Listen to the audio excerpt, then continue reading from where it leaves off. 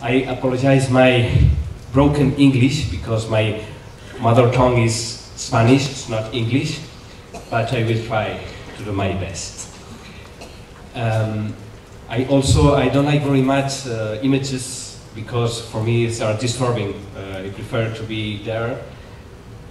That is why we will not be any images. Just listen. You can even close your eyes, your ears, or eyes, not ears, just eyes, and then go into the meditation. Like it's how I have been prepared my paper. As it has been said from the beginning, Saint Ignatius' life, it is our big story. In sociologists and in anthropology, it is called the big stories. There are the frameworks, the frameworks of our values, our ethics, our spiritual points of reference. And when we have not these big stories, we are a little bit lost. We are scattered. We are without any point of reference. That is why we need our big stories in order to put in connection with our own stories.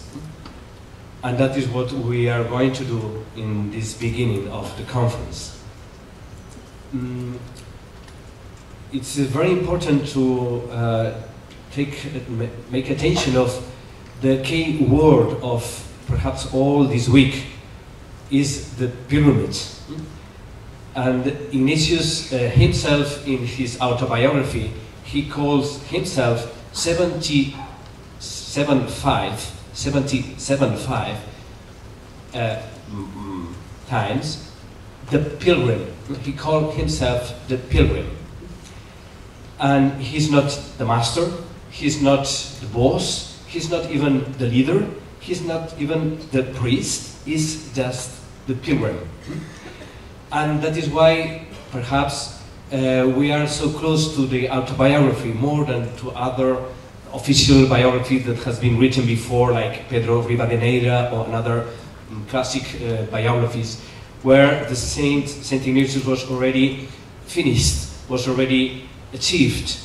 Instead of it, when Saint Ignatius talks about himself, he talks always still in process, walking, never. Still nothing is finished in his life and also in our life. That is why the archetype or the symbol of the pilgrim is very meaningful today for us. Personally and also as a generation, we have today the feeling that many things are open, anything is finished, anything is closed. We have many points of reference, many ways to feel to walk personally and together as a church, as a country, as a planet, as a humankind. So the image of pilgrimage is today very inspiring for us.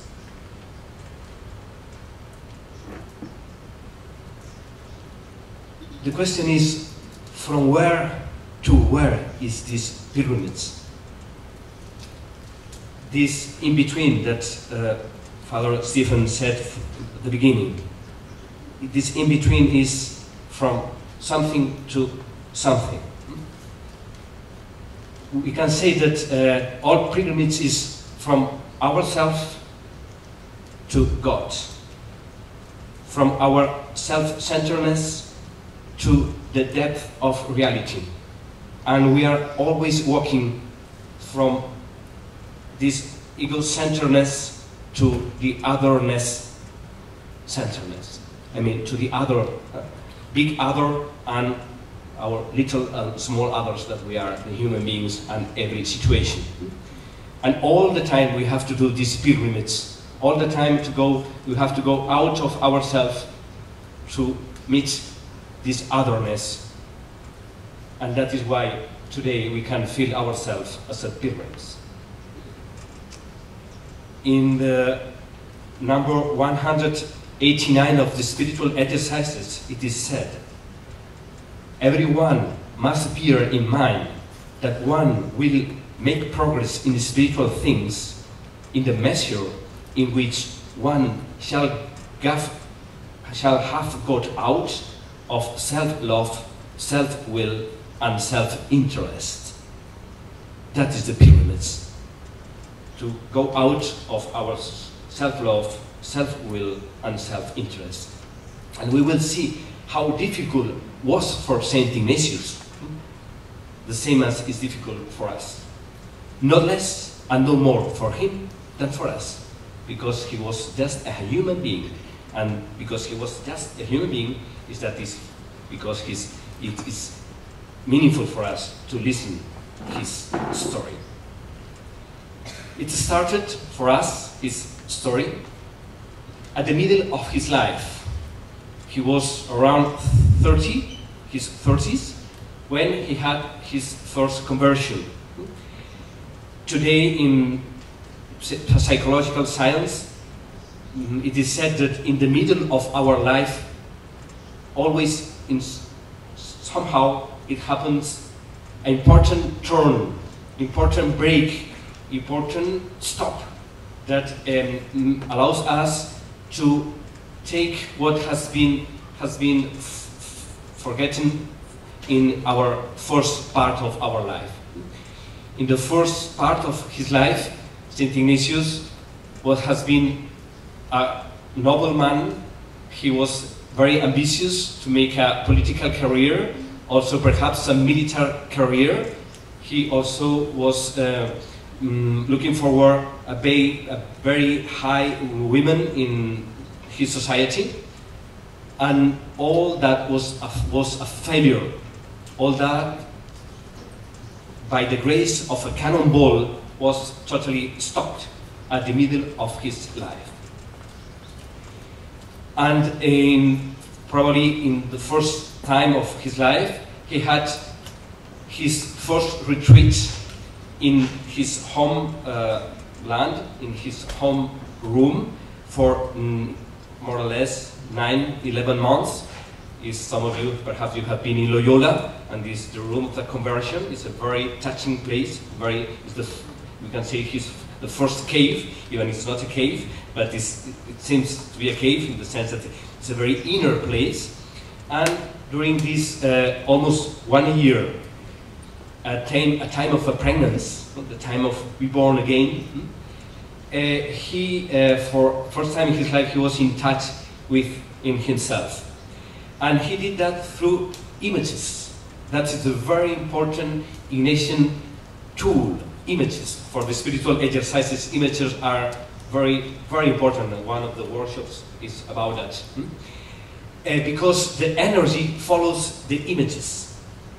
We know that in psychology, the Gestalt and many other psychological currents, schools, how images are important. And it comes to him very spontaneously, making a comparison, you know, all that, among the difference when he was reading the Cavalier romance, the heroes of that time, and all the proud and all the ambitious that were in these stories.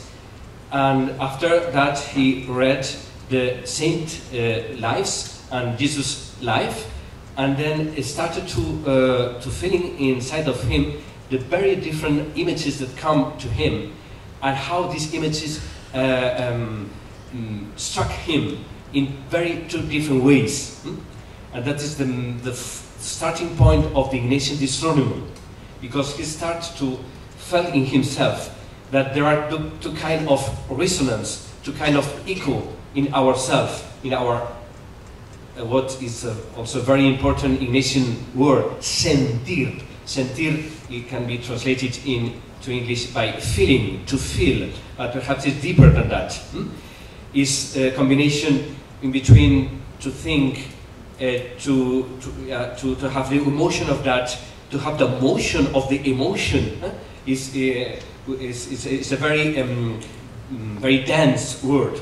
He starts to feel that some images make him back, where are regressive images that make in touch with the past that he has take it away, and other images that were progressive, that were before him, and make him go forward, make him grow, and attract him in order to follow Jesus and to imitate the saints, but not in a narcissistic way of imitation, but in a very unique and very original way to do.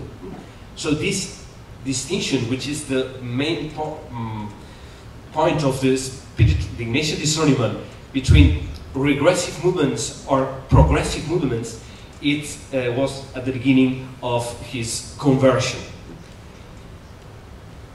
Was so strong this movement towards Jesus Christ and towards the lives of saints that he decided to become officially a pilgrim. At that time, the pilgrims were those who left everything just to go to Jerusalem.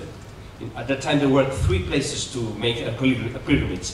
Was Rome, was Saint Jacques, and was Saint James Way, that is today very still known, and Jerusalem. Jerusalem was the more dangerous one because the sea was full of Muslim people, and there was the sea. There were many wars between the European countries, and he took the most difficult pilgrimage to Jerusalem, because Jerusalem meant for him the place of the Lord. Saint Ignatius is a very concrete man. We see that. Has a very sense of touching of senses, and to go to Jerusalem was to touch what Jesus has touched. So it was the place where more near he could be put with Christ. And then he decided to go there. On the way, he saw a beautiful mountain, which is called Montserrat. Some of you know, and some of you will know. It's this beautiful mountain, like some of the China mountains that I know. There are some similar to that. Someone has told me.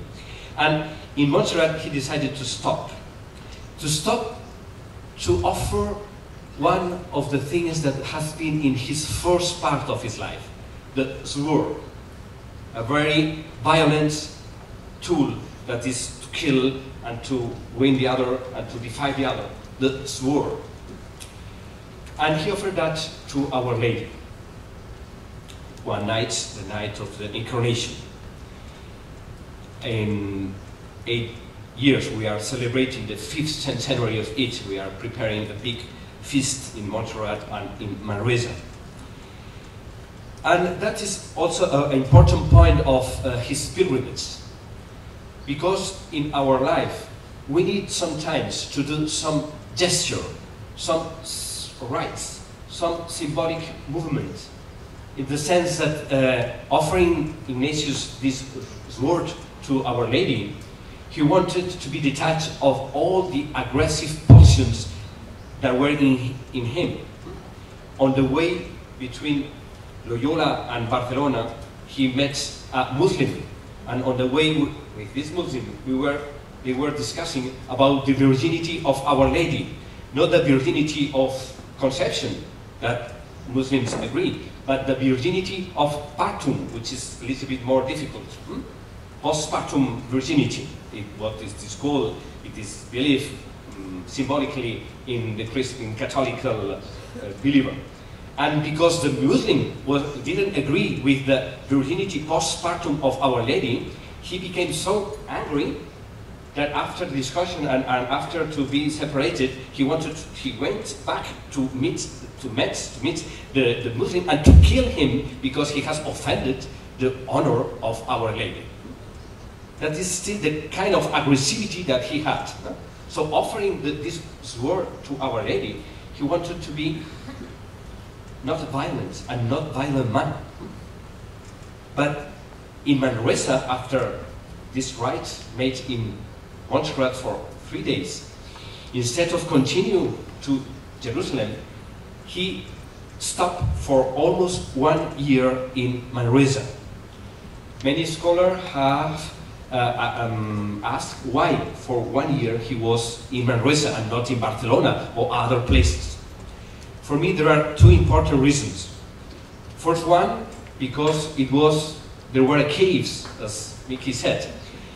Caves, important caves, because in Montserrat he saw different eremites, and he was very called to contemplative life, very, very attracted to contemplative life. And he knew that in around Manresa there were eremitic places in these different caves. And also because Manresa is close to Montserrat, and he wanted to keep the relationship with the monks. But what he didn't know, that in Manresa he will have his second conversion. We call second conversion of Saint Ignatius in Manresa because in the first conversion in Loyola, he turned his line of view in order, instead of to be ambitious with military or political career, he wanted to follow Jesus Christ. But he was still full of this aggressivity, full of his narcissism. He was still full of himself. And in a very slow and long period for almost 1 year, so a second birthing, another pregnant time, 11 more or less time again of a second birth, he went deeper into himself. And he overcome three very different moments. The first moment, he felt the strength of the new converts. He thought that he could conquer holiness as he wanted to conquer Pamplona or conquer another citadel, another city. He thought that with his own strength, his own will, he could seduce our Lord. That was the first period, making set hours of prayer, making strong penance, strong fasting strongly. But in the second moment of that he thought that he was mastering himself, he started to feel a very contradictory feelings, very contradiction emotions between consolation and a very, very strong desolation. So strong was this desolation that he was about to commit suicide. It is said by himself in the autobiography. About to commit suicide because he couldn't bear the suffering that he had in his heart and all his body. And why this suffering? Because he was in between, not in a pilgrimage yet, in an inner struggling in between two false images of himself. In one side, he was idealizing himself as already being like Saint Francis of Assisi, or Saint Dominic, or Saint Onofre, which was Egyptian eremit of the 4th century. So idealizing himself as being already a saint. But at the same time, he had a very strong feel of guilt because he remembered himself about all the sins that he had committed before. And then again and again, he went to confess about his sins because perhaps I haven't been not so accurate, so honest to say how I made this sin, the moment and the strength of the gravity of this act. So absolutely upset about himself, or idealizing, or guilt, to make guilt himself. How he overcome this impasse? He was absolutely closed by himself because he couldn't go further than his own image. In one moment of the autobiography, he says, "O Lord, help me, for I find no remedy among men, no any creature. If though I could find one, no labor will seem too great to me. Show me one of these ways, please, O Lord, where I find one. Even though I should have to chase after a puppy, a small dog, that may give me the remedy, I will do it." When the very proud soldier when the very proud Cavalier of Loyola, not surrendering his sword to Our Lady, which is also a little bit theatrical act, but just crying in front of a small dog that please liberate me because I cannot bear myself, then is when Saint Ignatius surrendered to the Lord. And this surrendering, this way of going outside of himself, this pilgrimage, this step a little bit more farther to him and closer to the Lord, liberate him of his obsession. And then it starts the third moment of consolation in Manresa, what is called the mystical invasion, because he had a very strong graces, very strong enlightenments on the Holy Trinity, on the creation, on the presence of the Lord in the Holy Sacrament, and also sometimes he felt even visualization, the presence of Jesus Christ like a sphere of light beside him. But he says that all these visions could be not compared with only one he had at the end of this period that we call the very famous enlightenment of the Cardinal River. We saw the river in the picture before. And that has been his founding experience. The founding experience is also a theological category that talks about that in some moments also in our life we have some very, very deep experience that after we are not the same people after these moments. And we can very well distinguish and before and after this moment. That is why it's called the founding experience. And this enlightenment experience, it is said, it is told by Ignatius as this. One day, he went to the church of St. Paul, situated about a mile from Manresa. Near the road is a stream, on the bank of which he sat, and gazed at the deep waters flowing by. While seated there, the eyes of his soul were opened. He did not have any special vision, but his mind was enlightened on many subjects, spiritual and intellectual. So clear was this knowledge that from that day everything appeared to him in a new light.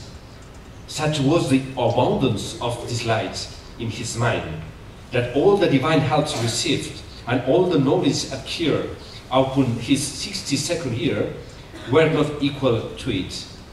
From that day he seemed to be quite another man and possessed by a new intellect. In Buddhist language, that will be a satori experience, an enlightenment experience. In some of the workshops, we will go deeper on this aspect if you are interested on that. But it's exactly a satori experience. Because it's also a no-dualistic experience, in the sense that the first vision he had was a vision about creation, about Jesus Christ, about Trinity, a beautiful vision he had about Trinity. We cannot stop now on that. But there are still objects in front of him. Vision is there, and he's the subject who is looking to the vision.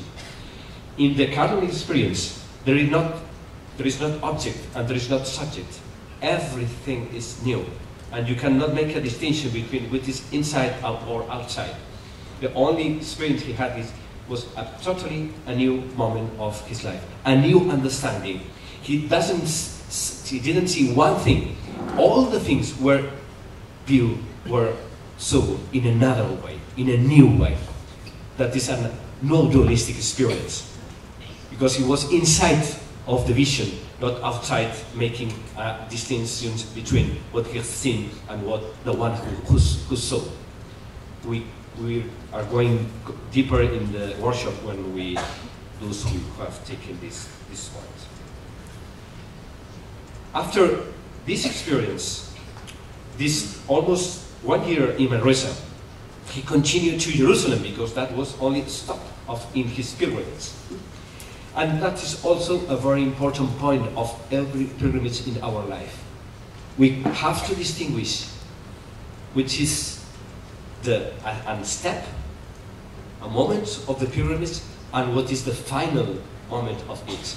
If we make a confusion with the goal, we mistake the goal with the only one mark of the step of the journey, we are stopped where we have not to be stopped. We have to continue all the time. And Manresa could be for him a temptation to be there. Oh, it was so wonderful, so enlightened. So I stopped my pilgrimage. No, he was pushed to go to Jerusalem. There are many anecdotes on the way to Jerusalem, but the main point of the 3 weeks that he went there is that, again, he wanted to stop there. He was his final destination of his pilgrimage. He was not ready to be taken out of it. He was not ready to be said by the superior, the Franciscan, that he couldn't stop there. He couldn't remain in Jerusalem because of the Muslims and other situation. The pilgrims, they couldn't stay more than 3 weeks there. So against his will, against his idealization of himself, he should to come back to Europe when he has never thought before that he should come back again. And that put us one of the first fertile tension that I will mention all this morning. In this pilgrimage, from himself to the Lord, from our superficial area and to the depth of reality, we find different fertile tensions that make us walk. And the first fertile tension that he met there is the tension in between the urge of desire, the power of desiring, the immediacy of our desires, because we have desires, we move on, we overcome many difficulties because our very strong desire allows us to overcome many of the difficulties that we find in our life. That is one pole of the tension. Desire must be there, but at the same time, we have to obey reality, the very difficult obedience to reality. There are many things that we would like to do and we cannot do because reality stops us. But in the talk, in the confrontation between our desire and this density of reality, something new happened into us. Some of the reality is transformed, and something of our affections and our ideas also are transformed in us. So that is one of the main points again of Ignatian spirituality, on Ignatian discernment. We have to be a men and women of desires. That is a very strong point of Ignatius spirituality and Ignatian himself personality. And at the same time, we have to be very aware, very clear, very disponible, very indifferent to obey reality. And in the encounter, in the meeting between our desires and what reality is talking to us, we find little by little our way. But at that moment, when reality is against our desire, we are very disappointed, we are very, we become depressed or in a big desolation. Experience that Ignatius had, because he wanted to remain in Jerusalem, he wanted to be in Jesus' land, and it was not allowed to him. So he should to come back to Europe, and on the way, it is said that at that time he continually pondered within himself what he ought to do, what I should do. If I cannot remain in Jerusalem, Lord, what is your will for me? So that is the real pilgrimage of Saint Ignatius. He has some idea of what is the where or what is the goal and how to reach it. to reach it. Where is the way? Or there is no way. Every step is the beginning of the way. And that makes us another important point of what we call the will of God. Because sometimes we think that the will of God is a very concrete thing. And with this very concrete thing, it doesn't come. We are totally lost. Because we have identified His will with a very concrete destination of our life. In Greek language, there are two words to say will. There is a big difference between boulomai and thelema. Boulomai is a will of decision, a very concrete understanding of, it's a static decision and static determination. It's a rigid obedience. You have to do that. And that is what I asked to do. That is my will to do that. And it's a very concrete, in that perhaps at the beginning of our journey, help us. But the more we walk, the more we grow, the more we understand that this will of God is not so concrete, is not so small, is not only Jerusalem as a land, a concrete land on the earth, but perhaps Jerusalem is much more than a concrete place. Perhaps Jerusalem is an inner state that makes holy land every land. It's a way to be everywhere. But he was not able at that moment to understand that. It's the same that happened to Francis of Assisi when he, at the beginning of his conversion, he went into the forest, and then he was in a ruined chapel, San Damian Chapel, in a Romanic ruined chapel, and then praying to the beautiful Christ that perhaps in some of our chapels are there. He listened, or he understood a word of the Lord saying, rebuild my church, Francis, rebuild my church.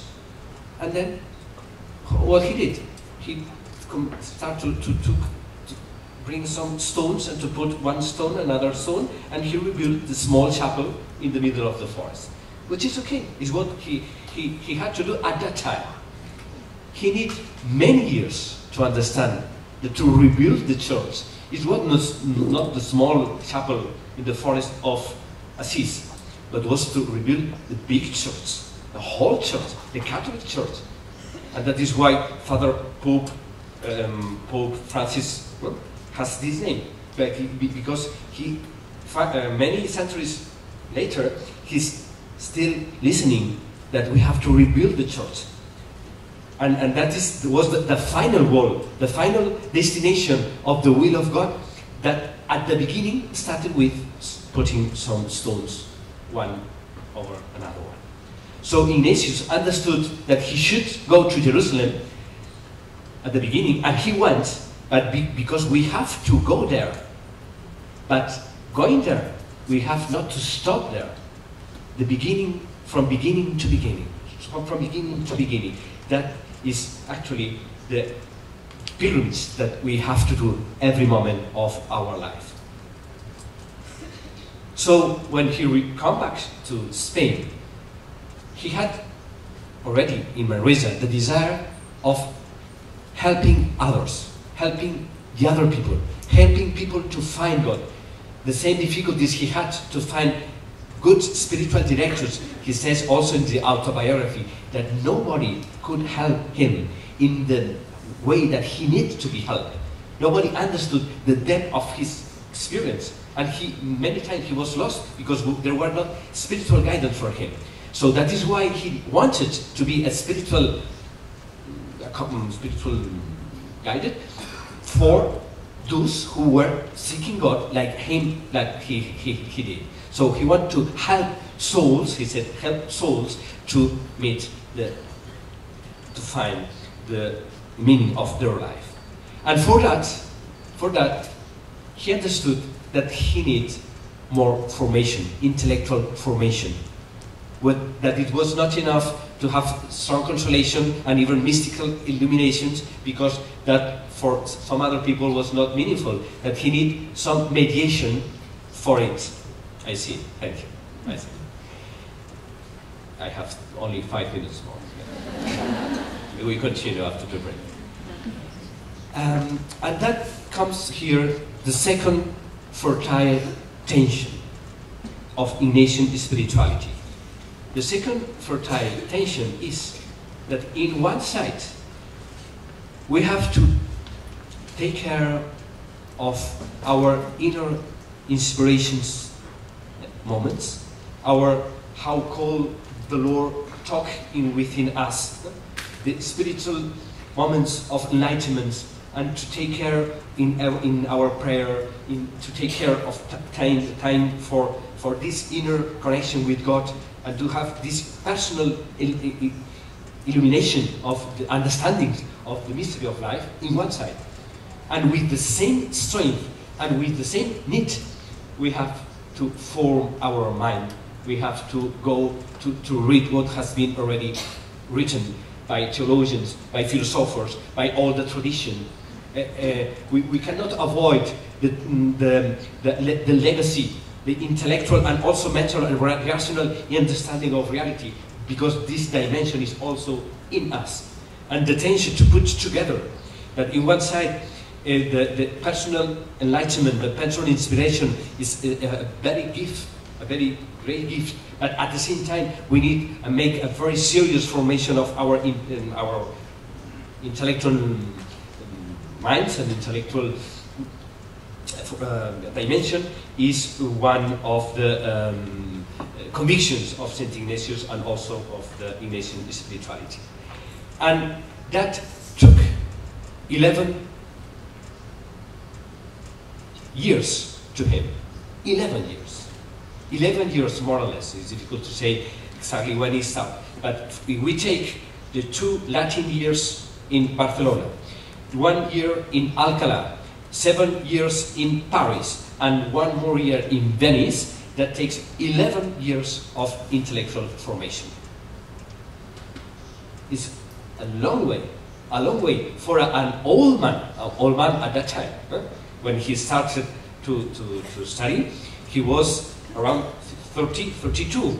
Was in the middle, like if we start to study today, in our 40s, 50s, more or less. From the beginning, Latin, grammar, philosophy, then theology, all this long way he did. And at the same time, he continued to have a very deep moments of prayer.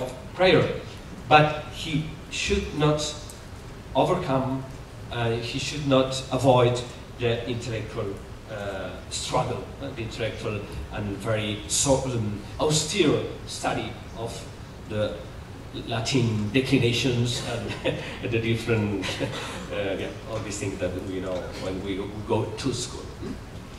It's so like this that in Barcelona, when he started to do grammar, Latin grammar, was so austere, so absolutely desolated experience, that he started to have a very consolation moment of prayer. So he went more and more to pray and not to study. And then after some weeks, he understood that it was a trick there because he wanted to have the taste of consolation and not the effort to study. So he went to his teacher and he said, I promise you that at the end of this year I will overcome all the exams that you put to me, and I will not avoid any one lesson of your teaching, because that is my compromise to you. So he was able to keep away of these consolations, false consolations, in order to go to the still time of study. So putting together time of prayer, but also time of intellectual formation. That would be the second fertile tension. Going to Paris after leaving Salamanca, after starting some groups, some people around him, but it was a failure, not these people that didn't catch beside him. He left Salamanca and he went to Paris in a very beautiful expression of his autobiography, where he says, he went to Paris alone and on foot. Alone and on foot. On foot means poverty. On foot means not in a horse, not in a chariot, not with many people, with his own feet, in poverty and alone. In poverty, and at the same time, he went to the Harvard University at that time. That was the Sorbonne, the Paris University. The best, the top university at the time. And on foot, but to the best university. Again, a fertile Ignatian tension. In poverty, but taking the best tools that were available to him. Not easy integration, very struggling integration, because when he arrived to Paris, he wanted to live as a poor man, as a pilgrim, so he went to Saint-Jacques Hospital, Saint-Jacques Hostel, where it was outside of the campus of the university. This hostel was outside of the campus. When lessons started in the campus, the wall of the city was still closed. So he always arrived late to the lessons. And because the wall of the city was closed in the evening, he should leave the lessons and to go to his hostel because they closed the walls. So no way to study like this, no way to attempt lessons. So he realized that he should to make a better integration between poverty and tools to study. And then he decided, some friends told him that we were Spaniards in the north of Europe, and he could, during the summertime, to ask for alms, and then with this money to pay a room in the campus, and then the rest he will attempt the lessons normally like the other students, is what he did. So he kept his poverty because he asked for alms, but at the same time he was able to do properly, to attend properly the lessons. And going into the campus, he was put in a room where were Peter Faber and Francis Xavier.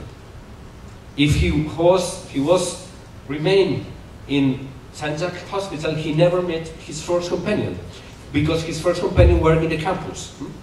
But he didn't know that, of course. The pilgrim, the fidelity of oneself, the fidelity of your own unique call, open doors that you never think that will be open, and open windows that you never think that will be able to. So, introducing him into the campus, and living with Faber, Francis Xavier, Laínez, Salmerón, Rodriguez, and so on, it started there, the first nucleo, the first group of the Society of Jesus. We read before, we said that alone and on feet, not more alone, with companions, but still alone. Again, another fertile tension. We have to be alone with, we need to be alone with ourselves. We have to be able to be alone with ourselves, but at the same time, we have to be able to be in companionship, in community. And that again is one of the very Ignatian fertile tension. Because if we are not able to be alone, the community that we build will be very weak, and we will be full of projection one each other, waiting and hoping that you feel what I am. I am not my own whole and my own weakness. And if we are not able to be alone, we will not neither able to be together. In English, it's a very nice distinction between aloneness and loneliness. Loneliness is to be alone, but in isolated way, separated from others, and that is not healthy at all. This loneliness, we have to keep away of that. But aloneness is the capacity to be in the depth of ourselves, alone with the alone. It's the secret of our prayer. It's the secret of our strength. It's the secret of our uniqueness. And at the same time that we are able to be alone, then we are able to be in companionship. I stop here.